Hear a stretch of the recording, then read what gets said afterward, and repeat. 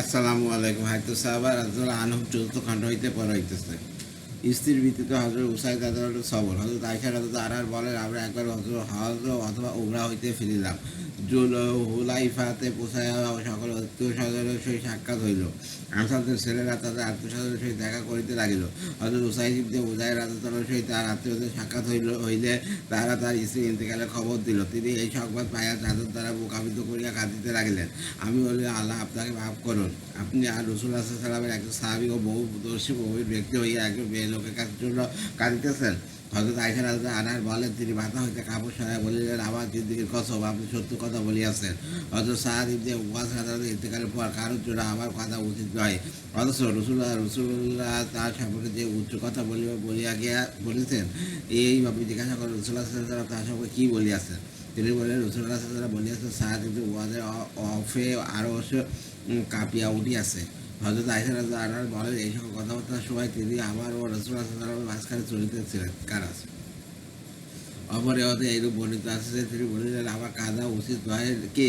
অথচ আমি রাসূলুল্লাহ সাল্লাল্লাহু আলাইহি ওয়াসাল্লামকে বলিতে শুনিয়াছি যে সাদ ইবনে মুআযের ইন্তেকালে আরশের পায়া পর্যন্ত কাঁপিয়া উঠিয়াছে। অন্য রেওয়াতে আছে তিনি বলিয়াছেন, আমি কেন কাঁদিব না, অথচ আমি শুনিয়াছি। ভাইয়ের ভিত্তিতে সবর। আউর রহমতুল্লাহ বলেন, হযরত আব্দুল্লাহ ইবনে মাসউদ রাদিয়াল্লাহু আনহুর নিকট যখন তার ভাই উতবা রাদিয়াল্লাহু আনহুর মৃত্যু সংবাদ পৌঁছাল, তখন তিনি কাঁদিলেন। কেউ জিজ্ঞাসা করলেন, আপনি কেন কি কাঁদিতেছেন? তিনি জবাব দিলেন, বংশের দিক হইতে সে আমার ভাই, রাসূলুল্লাহ সাল্লাল্লাহু আলাইহি ওয়াসাল্লামের সহচর হিসাবে সে আমার সঙ্গী। তথাপি আমি উহা পছন্দ করি না যে আমি তাহার পূর্বে মৃত্যুবরণ করি, বরং আমি আগে মৃত্যুবরণ করি। আজ সে সওয়াবের আশায় সবর করে, ও অপেক্ষা সে আগে মৃত্যুবরণ করে আজ সওয়াবের আশায় সবর করি, ও আমার নিকট অধিক প্রিয়। অপর রিওয়ায়াতে বর্ণিত হইয়াছে যে যখন হযরত আব্দুল্লাহ ইবনে মাসউদ রাদিয়াল্লাহু আনহুর নিকট তাহার ভাই উতবা রাদিয়াল্লাহু আনহুর মৃত্যুর সংবাদ পৌঁছাল, তখন চক্ষুদ্বয় অশ্রুসজল হইল এবং তিনি বললেন, উহা অর্থাৎ অশ্রু আল্লাহর দেওয়া একটি রহমত, যা বনি আদম সংবরণ করিতে পারে না। বোনের ভিত্তিতে সবর। হযরত আব্দুল্লাহ ইবনে আবি সুলাইম রাদিয়াল্লাহু আনহু বলেন, আমি আবু আহমদ ইবনে জাহাশ রাদিয়াল্লাহু আনহুকে দেখিয়াছি।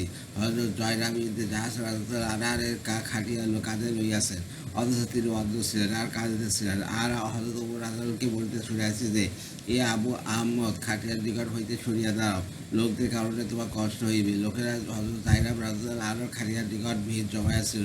হযরত আবু আহমদ রাদিয়াল্লাহু আনহু বলেন, হে ওমর, এই সেই মহিলা যার বরকতে আমরা সর্বপ্রকার ভোগ লাভ করিয়াছি, আর এই কান্না আমার অন্তর্জালাকে ঠান্ডা করিবে। হযরত ওমর রাদিয়াল্লাহু আনহু বললেন, সংযত হও, সংযত হও। হযরত ওমর রাদিয়াল্লাহু মৃত্যুতে মুসলমানদের সবর। হযরত আওরা ইবনে কায়েস রাদিয়াল্লাহু আনহু বলেন, আমি হযরত ওমর রাদিয়াল্লাহু বলিতে শুনিয়াছি যে কুরাইশগণ সকল লোকের মাথা অর্থাৎ সর্দার তাদের যে কোনো দরজা দিয়ে প্রবেশ করিবে, লোকেদের একদল ও তাহার পিছন পিছন মুক্ত দরজা দিয়ে প্রবেশ করবে।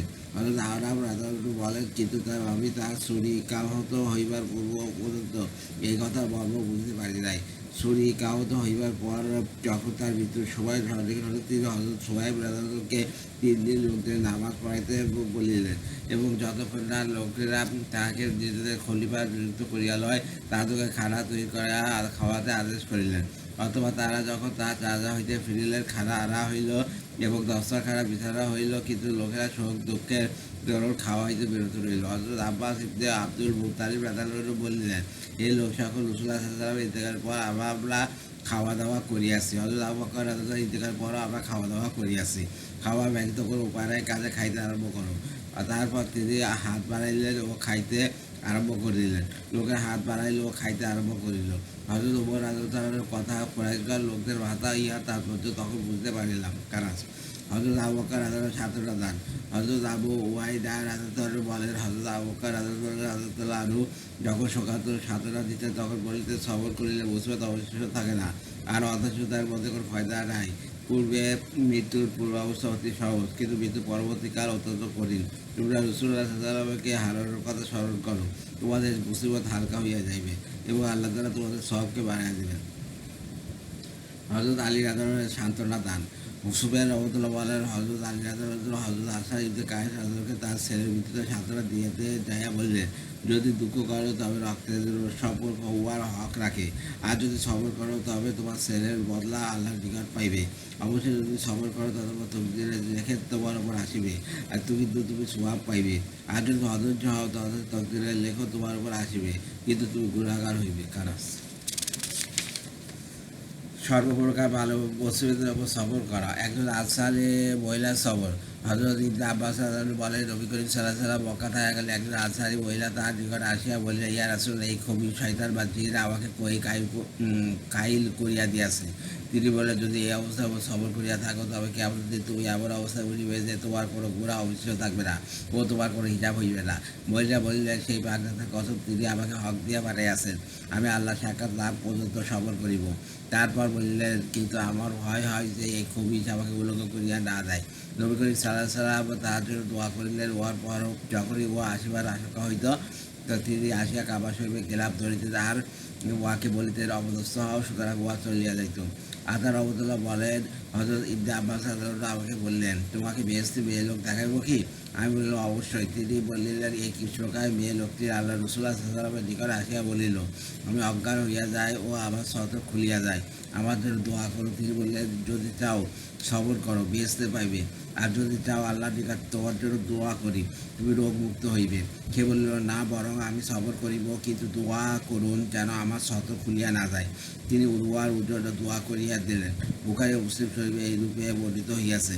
অথবা ইমাম বুখারী রহমতুল্লাহ তার রহমতুল্লাহ হইতে বর্ণনা করিয়াছেন যে তিনি সেই উম্মে জুফার রাদিয়াল্লাহুকে দেখিয়াছেন, লম্বা ও কৃষ্ণাকায় একজন মেয়ে লোক, কাবা শরীফে গিলাফের সহিত লাগিয়া রহিয়াছে। বিধান এক ব্যক্তির ঘটনা। হযরত আব্দুল্লাহ ইবনে মুগাফফার রাদিয়াল্লাহু হইতে বর্ণিত আছে যে জাহিলিয়াতের যুগে দেহপ্রসারিণী এক মেয়ে লোক ছিল। একবার তার পাশ দিয়ে এক লোক যাইতেছিলেন, অথবা মেয়েটি লোকটির পাশ দিয়ে যাইতেছিলেন। এমন সময় লোকটি তাহার দিকে হাত বাড়াইল।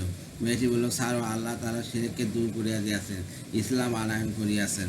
উহা শুনিয়া সে তাহাকে ছাড়িয়া দিল এবং তাহার দিকে দেখে দেখে ফিরিয়া চলিল। এইরূপ চলিতে চলিতে যাইয়া তাহার চেহারা একটি দেয়ালের সহিত ধাক্কা লাগিল।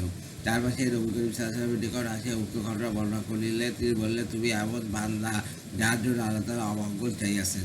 কারণ আল্লাহ তাআলা যখন কোনো বান্দার মঙ্গল চায় তখন তার গুনাহের শাস্তি জলদি উন্নয়তে দিয়া দেন, আর যখন তিনি কোনো বান্দার অমঙ্গল চায় তখন তার গুনাহকে জমা করিয়া রাখেন এবং কর্মপদ্ধতি তার উপর সাজা দিবেন। মুসিবতের ব্যাখ্যা। হযরত আব্দুল ইবনে খলিফা রহমতুল্লাহ বলেন, আমি হযরত উমর রাদিয়াল্লাহু সহিত এক জানাজার শরীক ছিলাম। তার জুতার ফিতা ছিঁড়িয়া গেল, তিনি ইন্না লিল্লাহি ওয়া ইন্না ইলাইহি পড়িলেন। তারপর বললেন, যে কোনো বিষয় তোমার খারাপ লাগে উহাই তোমার মুসিবত। সাঈদ ইবনে মুসাইব রহমতুল্লাহ বলেন, একবার হযরত উমর রাদিয়াল্লাহু চটির ফিতা ছিঁড়িয়া গেলে তিনি ইন্না লিল্লাহি ওয়া ইন্না ইলাইহি রাজিউন পড়িলেন। লোকেরা বলে, আমির মুমিনের, আপনি চটি, সাবান ও ফিতার জন্য ইন্না লিল্লাহি পড়িলেন? তিনি বললেন, মুমিনের যে কোনো বিষয় খারাপ লাগে উহাই মুসিবত। কারণ সবরের সহিত উৎসব দান। আসলাম রহমতুল্লাহ বলেন, হযরত আব্দুল্লাহ আবু উবাইদা রাদিয়াল্লাহু নবীদের বিপুল বাহিনী ও তাহাদের আক্রমণের আশঙ্কা জানাইয়া হযরত উমর রাদিয়াল্লাহু নিকট চিঠি লিখিলেন। হযরত উমর রাদিয়াল্লাহু জবাবে লিখিলেন, আব্বাবাদ, মুমিন বান্দার জন্য যখনই কোনো কঠিন অবস্থা আসে আল্লাহ তাআলা উহার উপর পথ খুলিয়া দেন। এক কষ্ট দুই স্বস্তির উপর প্রবল হইতে পারে না। আল্লাহ তাআলা আপন কিতাবে বলিতেছেন, অতএব এই বাধাকর সহায়ক ধৈর্য ধার অবলম্বন করো, জিহাদের সহিত ধৈর্য রাখো এবং জিহাদের জন্য প্রস্তুত থাকো, আর আল্লাহকে ভয় করিতে থাকো যেন তোমরা পূর্ণ সফলকাম হও। কারণ হযরত ওসমান রাদিয়াল্লাহু সবর। আব্দুর রহমান ইবনে বাইজি রহমাতুল্লাহ বলেন, হযরত ওসমান রাদিয়াল্লাহুর মধ্যে এমন দুইটি জিনিস ছিল যা হযরত আবু বকর ও ওমর রাদিয়াল্লাহুর মধ্যে ছিল না। এক দিনের জানের ওপর এক এমন ধৈর্য যে শেষ পর্যন্ত বর্গীয় অবস্থায় হইয়া গেলেন। দুই, এক কোরআনের উপর সকলকে একত্রিত করা আবু নয়। শকর সাইদিরা হযরত মুহাম্মদ সাল্লাল্লাহু আলাইহি ওয়াসাল্লামের শকর। হযরত আব্দুর রহমান ইবনে আবু রাদিয়াল্লাহু বলেন, রাসূলুল্লাহ সাল্লাল্লাহু আলাইহি ওয়াসাল্লাম একবার বাইর হইয়া নিজের ছোট কামরার দিকে গেলেন এবং ভেতরে প্রবেশ করিয়া কেবলমুখী হইলেও সেজদায় পড়িয়া গেলেন। এত দীর্ঘ সেজদা করিলেন যে আমি ভাবিলাম আল্লাহ তাআলা তাহাকে সেজদারত অবস্থায় দুনিয়াতে উঠিয়া লইয়া গিয়াছেন। আমি তাহার নিকটবর্তী হইয়া বসিলাম। তিনি মাথা উঠিয়া জিজ্ঞাসা করিলেন, কে? আমি বললাম, আব্দুর রহমান। তিনি বললেন, তোমার কি হইয়াছে? আমি বললাম, ইয়া রাসূলুল্লাহ, আপনি এইরূপ সেজদা করিয়াছেন যে আমার আশঙ্কা হইতে লাগিল যে হয়তো বা আল্লাহ তাআলা আপনাকে সেজদারত অবস্থায় দুনিয়া থেকে উঠাইয়া লইবেন। তিনি বলেন, জিবরাইল আসিয়া আমাকে সংবাদ দিয়াছেন যে আল্লাহ আজ্জা ওয়া জাল্লা বলিতেছেন, যে ব্যক্তি তোমার উপর দরুদ পড়িবে আমি তাহার উপর রহমত নাযিল করিব, আর যে কেউ তোমাকে সালাম দিবে আমি তাহাকে সালাম দিব। সুতরাং আমি উহার শুকর আদায়ের উদ্দেশ্যে আল্লাহকে সিজদা করিলাম।